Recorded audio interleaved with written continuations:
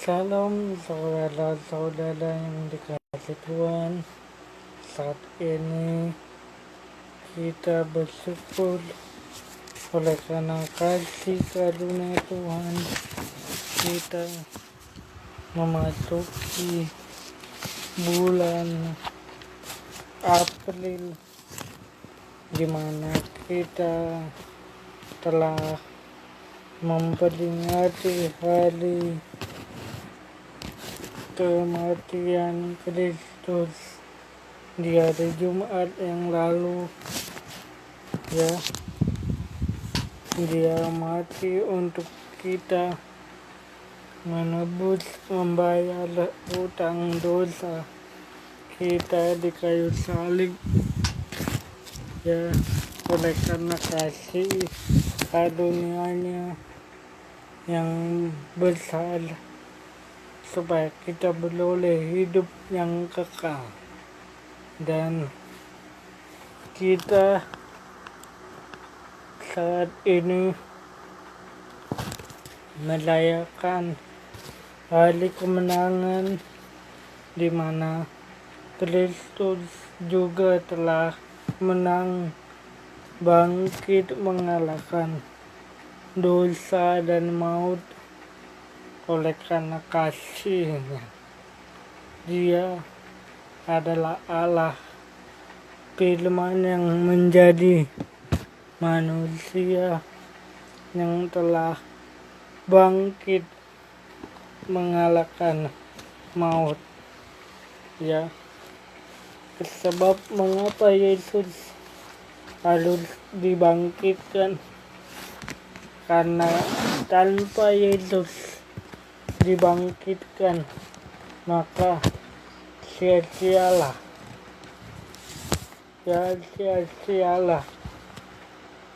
berita tentang keselamatan, dan kita masih hidup dalam dosa. Tetapi yang lebih penting ialah kita percaya bahwa Tuhan telah bangkit dari maut. Sia-sialah kepercayaan kita ketika Yesus tidak dibangkitkan. Sia-sialah iman percaya kita kalau Kristus tidak bangkit. Tapi kabar baiknya, Kristus telah bangkit. Ya, di momen Minggu Paskah kali ini saya mengambil tema Amazing Grace, kedahsyatan anugerah. Kedahsyatan anugerah, Amazing Grace. Manusia adalah ciptaan Allah yang mulia dan spesial, makhluk spesial yang diciptakan oleh Tuhan dengan tangannya dari debu tanah. Ya, Allah menciptakan manusia dari debu dan tanah, dan diciptakannya serupa segambar dengan Dia. Kejadian 1 ayat 26. Baiklah kita menjadikan manusia menurut gambar dan rupa kita, supaya mereka berkuasa atas ikan-ikan di laut dan burung-burung di udara, dan atas segala ternak, dan atas seluruh bumi, dan atas segala binatang melata yang melayang di bumi. Kejadian 1 ayat 26. Spesial bukan? Ya, spesial. Karena kita adalah rupa dan gambaran Allah, imago Dei dalam bahasa Alkitab.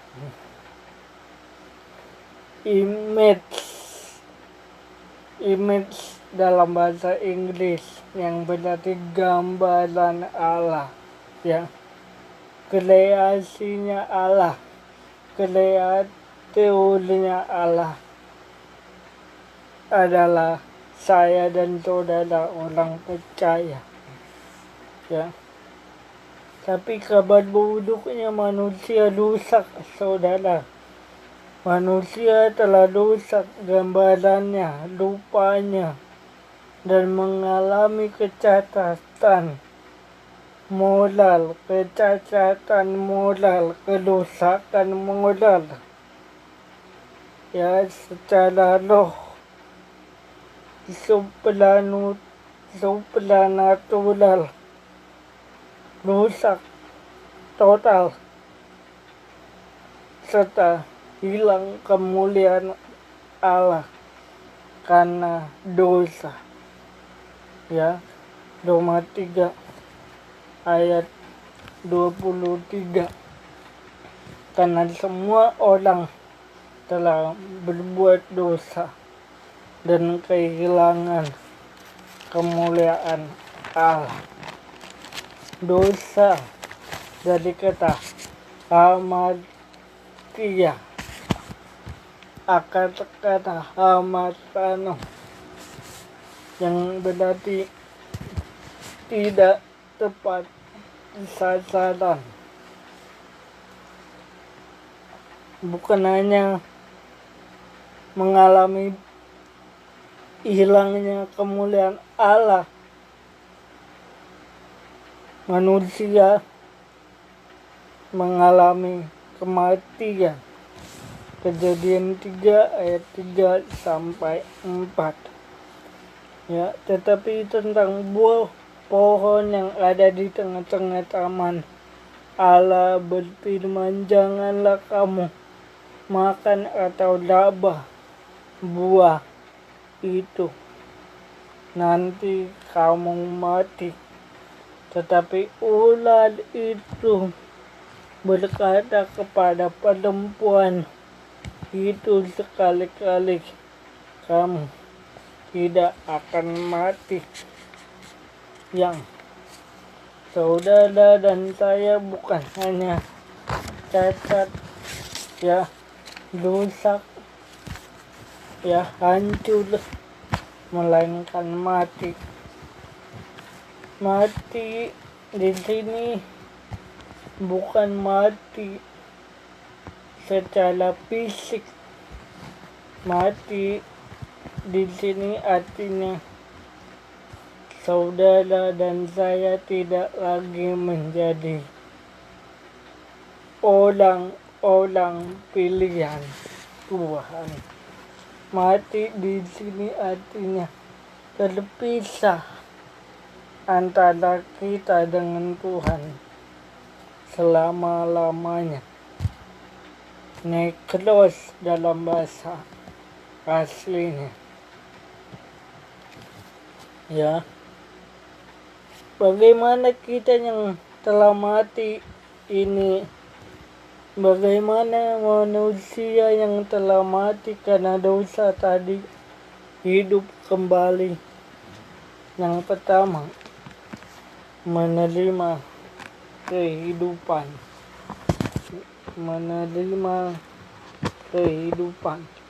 Tentu lawan kata dari kematian adalah kehidupan. Jadi Tuhan ingin saudara hidup kembali.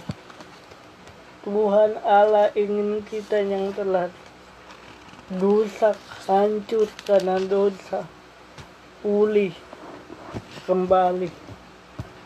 Yohanes 11 ayat 25. Jawab Yesus, akulah kebangkitan dan hidup.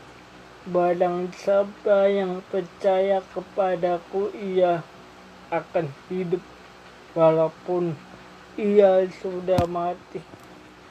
Mungkin saat ini saudara merasa sudah mati secara jiwa, secara rohani.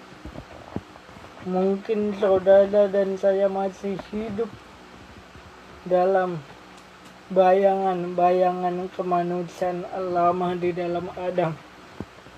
Mungkin dari saudara dan saya masih ada yang belum percaya Kristus sebagai juru selamat, belum lahir baru. Tetapi terimalah kehidupan. Ya. Yesuslah kehidupan itu. Dia telah bangkit dan hidup. Dia bangkit mengalahkan dosa dan maut. Dia bangkit mengalahkan sengat iblis. Ya. Dia yang tidak berdosa dibuat jadi dosa, supaya kita menjadi pembenaran Allah. Jadi yang pertama, terima kehidupan. Ya, Kristuslah kehidupan itu. Ya. Kedua, bagaimana kita manusia yang telah mati karena dosa hidup lagi, mengetahui bahwa Yesus telah bangkit dan hidup. Tahukah saudara bahwa Ayub pun menubuatkan tentang kebangkitan Kristus dari antara orang mati. Ya. Ayub yang adalah orang yang saleh di mata Tuhan. Dia taat kepada Tuhan, sekalipun Ayub harus mengalami penderitaan akibat sakit yang dideritanya. Ya, kita buka di kitab Ayub, ya. Ayub pasal 19. Ya. Ayub pasal 19 ayat 25. Dikatakan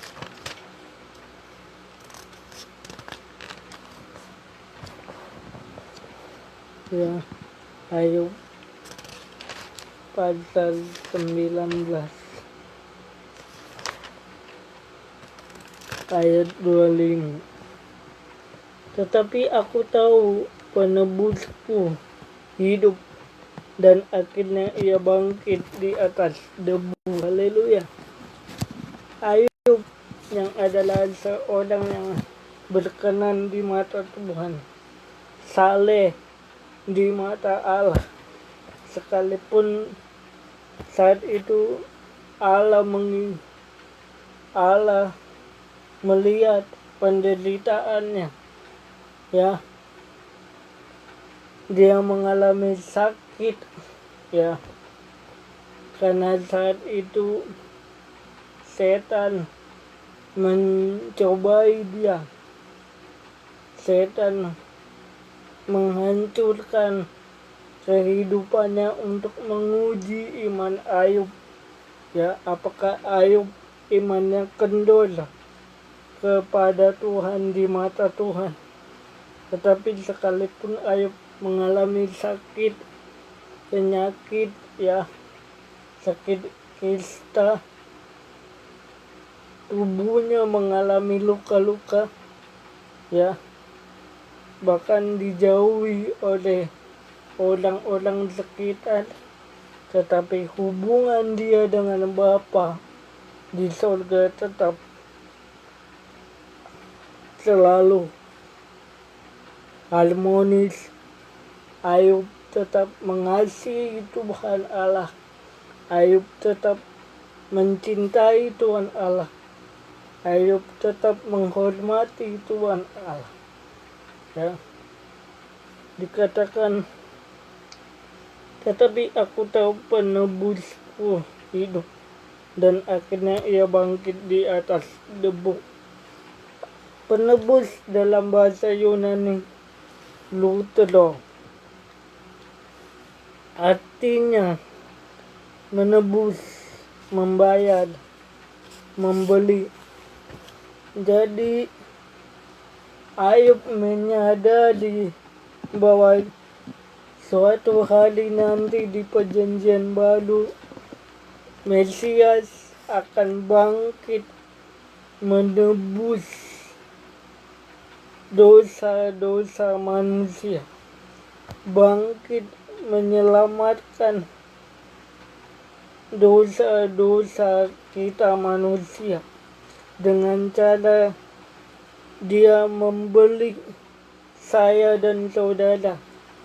Jadi tebusan itu artinya Tuhan Yesus membeli saudara dan saya dari pasar dosa, yang melalui kebangkitannya kita ditebus, dibeli dari pasar dosa dan menjadikan kita anak-anak Allah oleh karena kuasa kebangkitannya, ya, sehingga kita menjadi anak-anak Allah. Jadi kita menjadi anak-anak Allah karena Kristus telah membeli kita, membayar kita dengan harga yang lunas lewat kematiannya di Golgota dan kebangkitannya dari antara orang mati, menjadikan kita duta-duta kerajaan Allah. Selanjutnya, ketiga, mengenal Kristus dan kuasa kebangkitannya. Filipi 3 ayat 10. Ya, Filipi 3 ayat 10. Yang ku kehendaki ialah mengenal Dia dan kuasa kebangkitannya dan persekutuan dalam penderitaannya, di mana aku menjadi serupa di dalam kematiannya.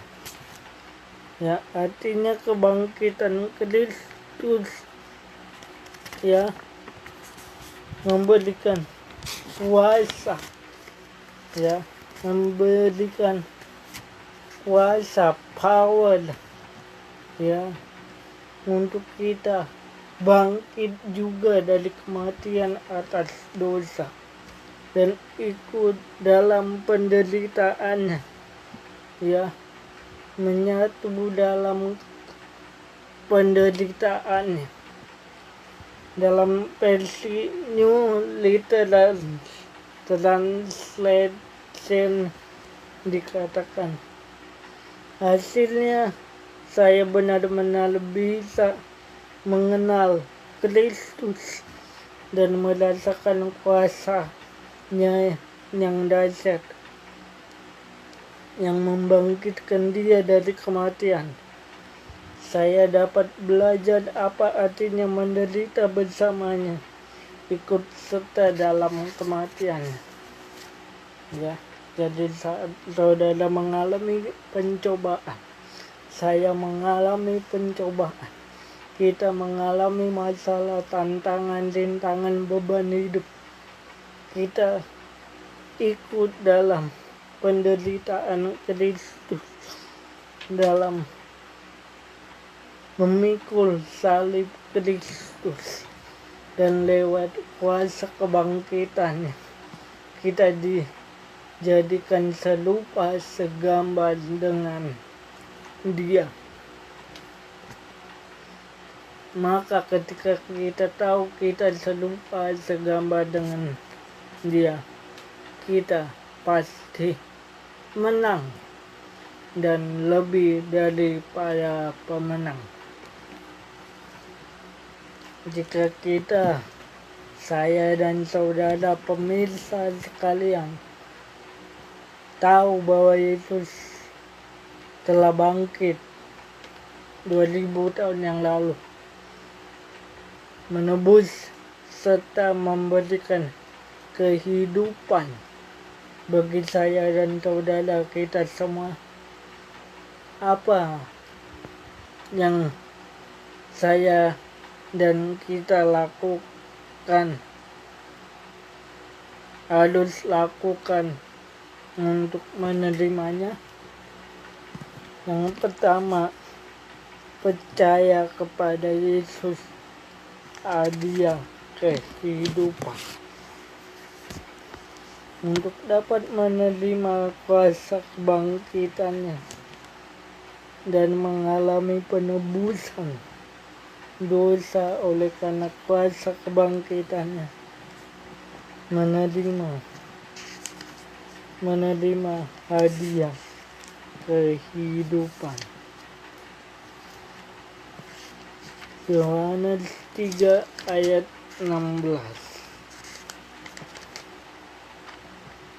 Yohanes 3 ayat 16 dikatakan di sana, karena begitu besar kasih Allah akan dunia ini sehingga ia mengaruniakan anaknya yang tunggal, ya, supaya setiap orang yang percaya tidak binasa, melainkan beroleh hidup yang kekal.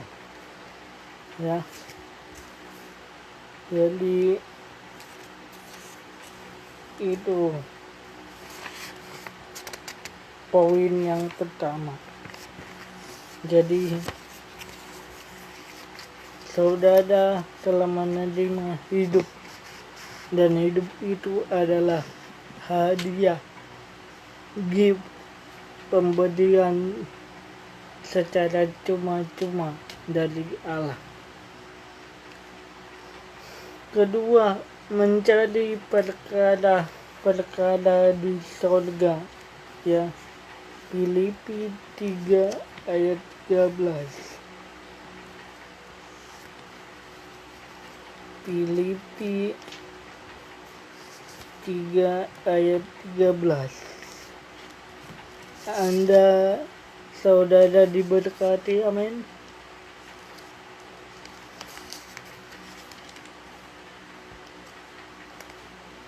Filipi 3 ayat 1 maksud saya.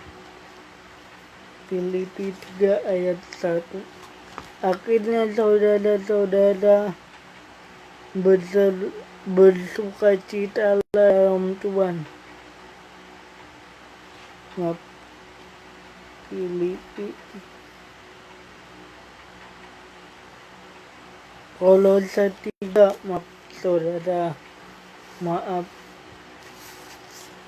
Kolose 3 ayat 1 maksud saya.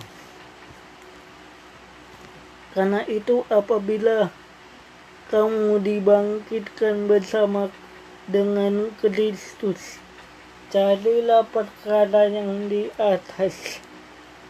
Ya, carilah perkara yang di atas, di mana Kristus duduk di sebelah kanan Allah. Dalam terjemahan baru 2 dikatakan, carilah hal-hal yang di atas. Apa maksudnya mencari hal-hal yang di atas, perkara di atas? Memikirkan akhir kehidupan nanti, memikirkan kematian ketika nanti kita menghadap Bapa pencipta langit dan bumi, memikirkan nasib kekekalan di kekekalan. Apakah kita sudah pasti masuk ke langit baru, Yerusalem baru, bumi yang baru? Mengapa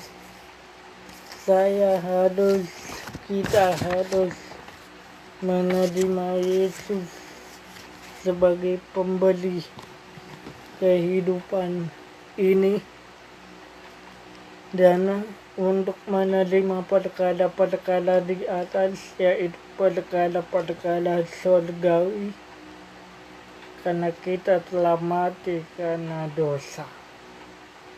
Ya, kita telah mati karena dosa. Efesus 2 ayat 1. Ya, karena kamu telah mati oleh karena pelanggaran dan dosa-dosamu. Ya, kamu telah mati karena pelanggaran dan dosa-dosamu. Kita telah mati karena dosa. Kata mati dikatakan di sana nekros, terpisah dari Allah. Yang kedua, karena kita telah dikutuk atau telah terkutuk. Kejadian 3 ayat 17 sampai 19. Lalu firman-Nya kepada manusia itu, karena engkau telah mendengar perkataan istrimu dan memakan dari buah pohon yang telah kuperintahkan kepadamu, jangan makan daripadanya, maka terkutuklah ya tanah,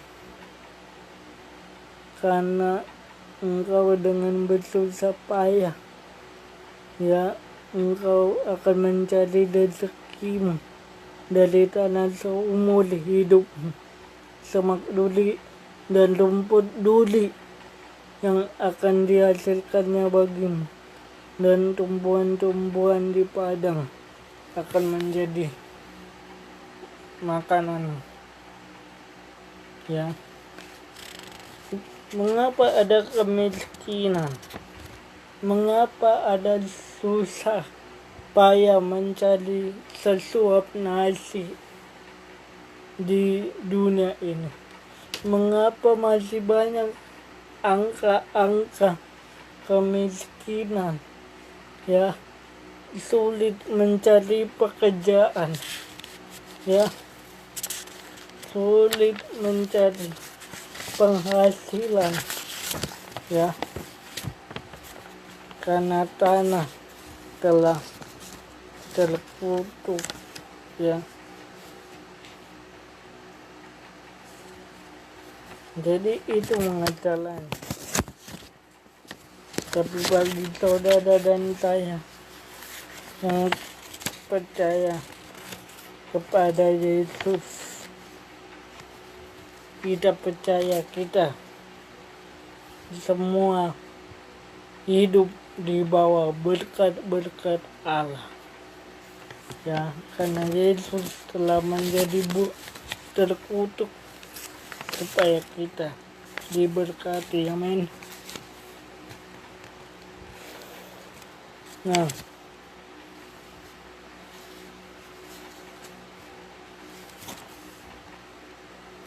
bagi saya dan saudara yang telah berbahagia saat ini, kita telah menerima Yesus sebagai juru selamat dan Tuhan kita secara pribadi. Nah, jika kita sudah tahu, bahkan sudah yakin bahwa Kristus telah bangkit dan menebus serta memberikan kehidupan bagi kita, orang percaya yang telah lebih dahulu diselamatkan. Apa tugas kita? Apa fungsi kita sebagai orang yang telah menerima keselamatan? Ya.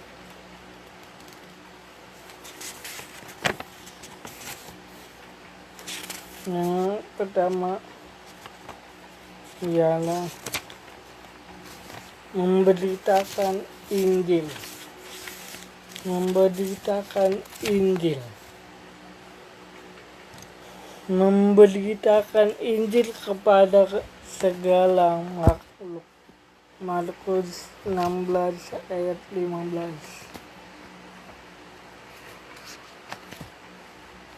Markus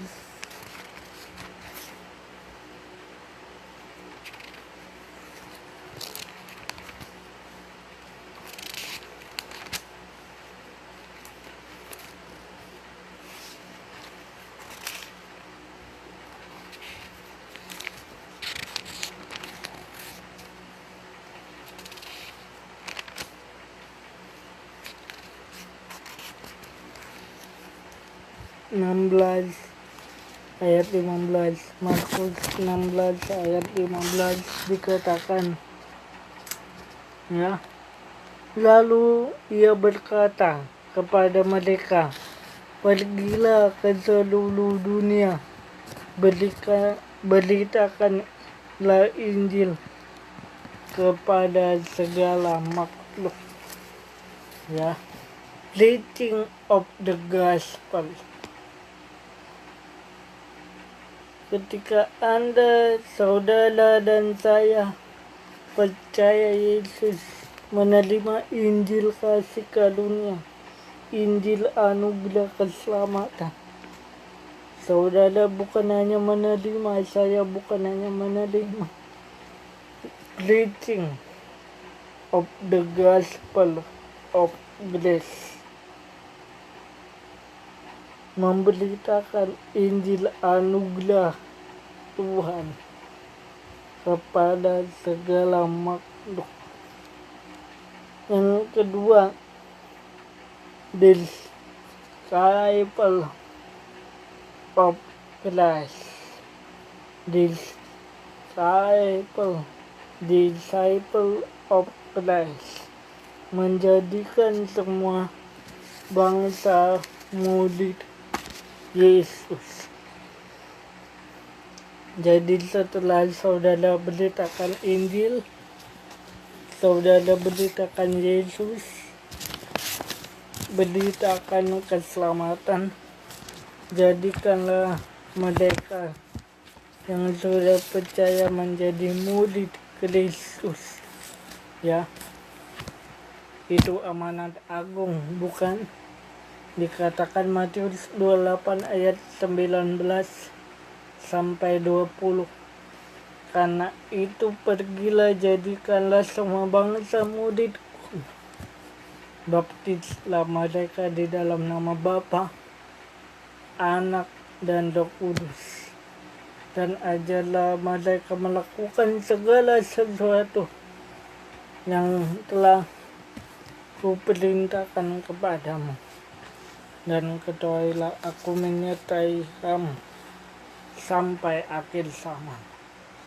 Jadi bukan hanya kita sendiri yang nanti selamat ke surga. Bukan hanya saya sendiri yang selamat ke surga. Tetapi kita juga harus menyelamatkan umat manusia di dunia yang belum percaya Yesus menjadi percaya Yesus, yang belum ikut Yesus menjadi ikut Yesus. Apa inti dari perayaan Paskah tahun 2025 ini?